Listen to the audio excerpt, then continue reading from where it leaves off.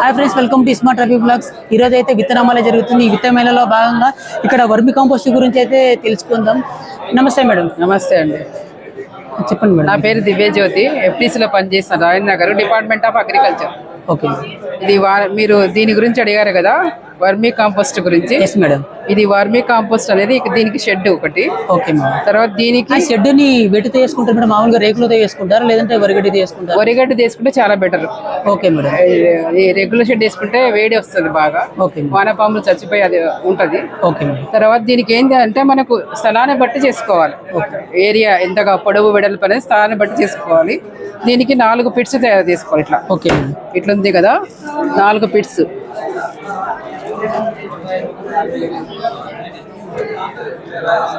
చెప్పండి. 4 పిట్స్ ఎందుకు చేసుకోవాలంటే ఒక పిట్టు ఖాళీగా ఉంచాలి ఎప్పుడు. Okay madam. 3 పిట్లలో మనం వానపాములను వదులుకోవాలి. ఎప్పుడంటే రెడీ అయినప్పుడు దాంట్లో మళ్ళీ షిఫ్ట్ కావడానికి మనకు ఆస్కారం ఉంటుంది అన్నమాట. ఇప్పుడు ఏంటంటే మీకు వానపాములు ఎట్లా తయారు ఎరువు ఎట్లా తయారు చేసుకోవాలి. ఓకే. పొడవు వెడల్పు అనేది మన స్థలాన్ని బట్టి డిసైడ్ చేసుకోండి. లోపల గుంతలు కూడా స్థలం ఉంటే ఎంత వరకు పెట్టుకోవచ్చు, ఎంత హైట్ పెట్టుకోవాలి మేడం? స్థలం ఉంటే పొడవుగా 15 మీటర్ల వరకు పొడవుగా పెట్టుకోవచ్చు. ఓకే. మీ ఇష్టం. 6 మీటర్ల పొడవు, 5 మీటర్ల పొడవు, వెడల్పు 6 మీటర్లు. ఓకే. షెడ్ అయితే వర్మీ కాంపోస్ట్ దాని అయితే 6 మీటర్ల పొడవు, 3 మీటర్ల వెడల్పు. ఓకే. లోతు హాఫ్ మీటర్ సరిపోతుంది. ఫస్ట్ ఏంటి అంటే మనకు వేస్ట్ పదార్థాలు ఉంటాయి కదా, అంటే ఫస్ట్ మనం సిమెంట్ తోనే బెడ్ చేసుకోవాలి కదా మేడం? అది సిమెంట్ తోటే చేసుకోవాలి. Okay madam. బెడ్ కింద కూడా అట్లాగే చేసుకోవాలి. రాళ్ళు ఇసుక అట్లా పెట్టుకొని చేసుకోవాలి. Okay madam. కింద కూడా నేల మామూలుగా మట్టి లేకుండా సిమెంట్ తోనే ప్లాస్టర్ చేసుకోవాలి. లేకుంటే రాళ్లతోటి ఫిట్ చేసుకోవాలి. చిన్న గులకరాలు ఉంటాయి కదా, అట్లా కూడా చేసుకోవచ్చు. తర్వాత మనం వర్మీ కంపోస్ట్ అంటే ఫస్ట్ వ్యర్థ పదార్థాలు ఉంటాయి కదా మనకు, కిచెన్ వేస్ట్ కానీ పొలాల వేస్ట్ కానీ కాల్చకుండా ఏం చేయాలి, ఒక మూలకు పెట్టుకోవాలి. పెట్టుకొని దాన్ని కుళ్ళింపజేయాలి, ఎండబెట్టాలి. ఎప్పుడు పచ్చిది వేయకూడదు. ఓకే. అది వానపాములు చచ్చిపోతాయి అనమాట. అట్లా పెట్టుకున్న తర్వాత ఈ పిట్స్ అన్ని రెడీ చేసుకున్నాం కదా, దాంట్లో ఫస్ట్ ఒక లేయర్ సిమెంట్ తీసుకొని కంకరన్న ఏదైనా వేసుకోవాలి. ఫస్ట్ ఒక లేయర్ ఫార్మాట్ మెనూర్ ఉంటుంది కదా, పశువులేరు వేసుకోవాలి. ఫస్ట్ పశువులేరు ఎండిపోయిన తర్వాత కొంచెం కుళ్ళింది వేసుకోవాలి, పచ్చిది వేసుకోవద్దు ఎప్పుడు. Okay madam. కుళ్ళింది వేసుకున్న తర్వాత ఫస్ట్ లేయర్ కొద్దిగా మళ్ళీ ఎరువు వేసుకున్న తర్వాత వ్యర్థ పదార్థాలు ఉంటాయి కదా మనం జస్ట్ అది వేసుకోవాలి. తర్వాత వానపాములను వదలాలి. కొంచెం వాటర్ పెట్టాలి. ఫస్ట్ వాటర్ పెట్టినాక ఒక 4 రోజులకి 4 డేస్కి తర్వాత మనం వానపాములు వదలాలి. మళ్ళీ కొంచెం కొన్ని రోజుల తర్వాత వ్యర్థ పదార్థాలు ఉంటాయి కదా, దానికి ఎరువు తినాలే కదా, తిండి కావాలి కాబట్టి మళ్ళీ వదలాలి. అట్లా 2-3 లేయర్లు వేసుకున్న తర్వాత ఏం చేయాలి, పైన ఒక గోనపట్ట కప్పాలి. తడిది గోనపట్ట. అవి మొత్తం వేసిన తర్వాత వాటిపైన గోనపట్ట తడి అప్పుడు తడి కప్పి తర్వాత అప్పుడు వాటర్ పెట్టాలి. అప్పుడప్పుడు వాటర్ పెట్టాలి. పైన చల్లాలి. స్ప్రింక్లర్ లాగా చేయాలి, ముద్దలాగా చేయకూడదు. అంటే ఎక్కువ వాటర్ చల్లితే ఏమైతుంది, అది కుళ్ళిపోతాయి. వానపాములు కుళ్ళిపోయి చచ్చిపోతాయి. అట్లా అయినాక 3 monthsకి ఏం చేయాలి, అది కాఫీ పొడి లాగా తయారు చేస్తుంది. అవుతుంది. ఎన్ని రోజులు టైం పడుతుంది మేడం? 2 to 3 months పడుతుంది. 2 to 3 months. అప్పుడు టీ పొడి లాగా కాఫీ పొడి లాగా చేయాలి. దీన్ని నీడ పట్టు అంటే మీరు షెడ్ వేసుకుంటారు కదా, దీన్ని నీడ పట్టనే ఉండాలి. అంటే ఒకవేళ ఈ ఎర్త్ బంప్స్ వానపాములు ఒక దాంట్లో ఎన్ని వదలాలి మేడం? ఒక పిట్లో మీరు ఇట్లా 6 మీటర్లు, ఇక్కడ 3 మీటర్లు అని చెప్పారు కదా మేడం? అంటే ఒక స్క్వేర్ మీటర్కి 1000 ఉండాలి. 1000 ఉండాలి. ఓకే. దాన్ని బట్టి చేసుకోండి. అంటే ఇప్పుడు ఒకసారి వర్మి కంపోస్ట్ తయారైన తర్వాత వానపాములు మళ్ళీ యూజ్ చేసి పక్కకు వేసి ఏం చేస్తాం, 90 days అయిన తర్వాత పైకి వచ్చేస్తాయి. అప్పుడు కొద్దిగా వాటర్ వదలడం మానేయాలి. వదిలాక పైకి వస్తాయి. గోనపట్టు ఉంటుంది కదా, దానికి వస్తాయి. అప్పుడు మన వానపాములన్నీ కిందికి వెళ్ళిపోతుంటాయి. మెల్లమెల్లగా వెళ్ళిపోయి తీసిన తర్వాత మనం జడలో పట్టాలి దాని గుడ్లు, చిన్న పిల్లలు ఏమైనా ఉంటే మనం వేస్ట్ ఒకటి పెట్టింటాం కదా, దాంట్లో వదులుకోవాలి. అది వానపాములు తయారు చేసే విధానం. ఇక్కడ 4 పార్టీషన్స్ తీసుకున్నాం కదా, ఒక దగ్గర అయిపోతే వర్మి కంపోస్ట్ మళ్ళీ ఆ పాములని తీసుకొని వేరే దాంట్లో వేరే పిట్లో వేయాలి. Okay madam. సో ఇది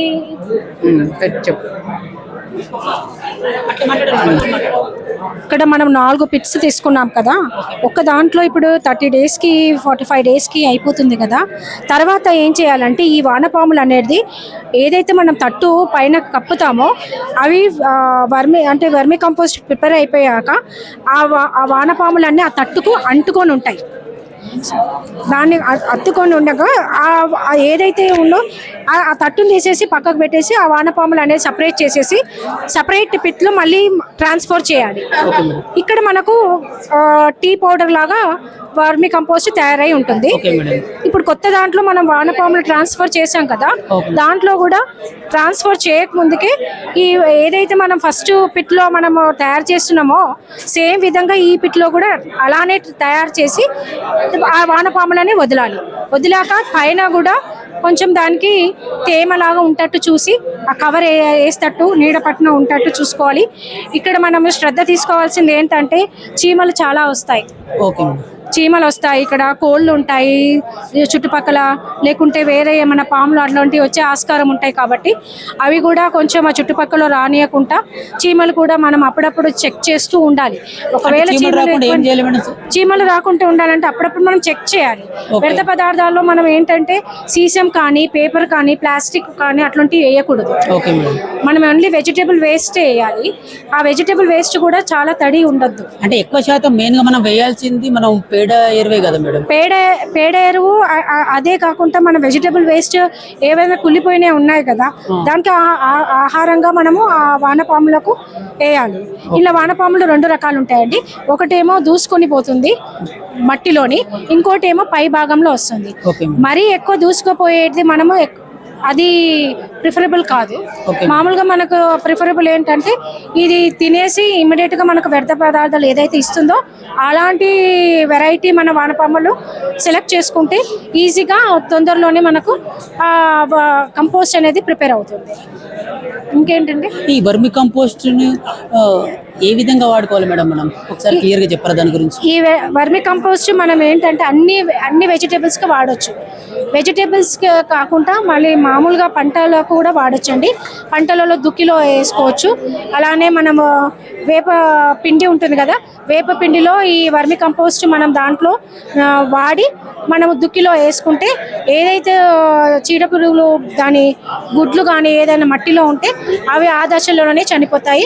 అదే కాకుండా ఇది మనకు మైక్రోన్యూట్రియన్స్ ఏవైతే ఉన్నాయో సూక్ష్మ పోషకాలు అవి చాలా ఈ వర్మి కంపోస్ట్ అంటే ఈ వర్మి బెడ్ మూలాన లేకుంటే ఈ వర్మి మాన్యూర్ వల్ల మనకు ఆ సూక్ష్మ పోషకాలు అనేది పంటకు అందిస్తాం. అంటే ఈ వర్మి కంపోస్ట్ ఈ వానపాములు మనకి ఎక్కడ దొరుకుతాయి మేడం? ఒకవేళ ఎవరైనా కొత్తగా ఇట్లా వర్మి కంపోస్ట్ యూనిట్ పెట్టుకోవాలనుకుంటే వానపాములు ఎక్కడి నుంచి తీసుకోవాలి మేడం? ఈ వర్మి కంపోస్ట్ మనకు హయత్నగర్ లో ఒక యూనిట్ ఉందండి, వాళ్ళు అక్కడ నుంచి సప్లై చేస్తారు. అది కిలోల లెక్క అమ్ముతున్నారు. కావాలంటే అదే వానపాములకే మేము అంటున్నాము. అది కిలోల లెక్క అమ్ముతారండి. కేజీ ఎంత అంటే డిపెండ్స్ అన్నమాట. ఇప్పుడు చిన్నది అమ్ముతున్నారా పెద్దది అమ్ముతున్నారా కిలోల లెక్క. యావరేజ్ గా ఎంత పడొచ్చు మేడం? యావరేజ్ లో ఒక 1 kgకి ఒక 2000 అలా ఉంటుంది. 1 kgకి 2000. ఇప్పుడు ఈ 4 పిట్స్ తయారు చేయడానికి ఖర్చు ఎంత అవుతుంది మేడం? అది ఇంచుమించు ఎస్టిమేషన్ అండి. ఇప్పుడు మనం చెప్పలేము. ఇప్పుడు దాన్ని బట్టి ఇప్పుడు విత్తన ఇంకా హైట్ని బట్టి ఖర్చు వస్తుంది.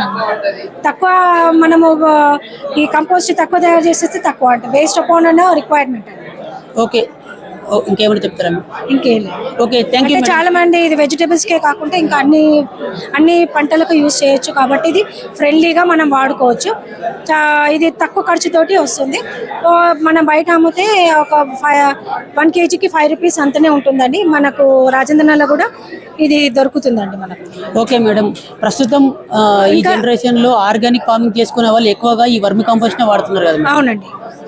సో వాళ్ళకి ఇది చిన్న మొత్తాలుగా చేసుకోవాలంటే నీడపట్న ఈ షెడ్ లేకున్నా కూడా నీడపట్న చేసుకోవచ్చు అండి. వాళ్ళ ఫామ్లో చిన్న గుంతతో వేసేసి నీడపట్న చేసుకుంటే బాగుంటుంది. Okay, thank you madam. Thank you అండి.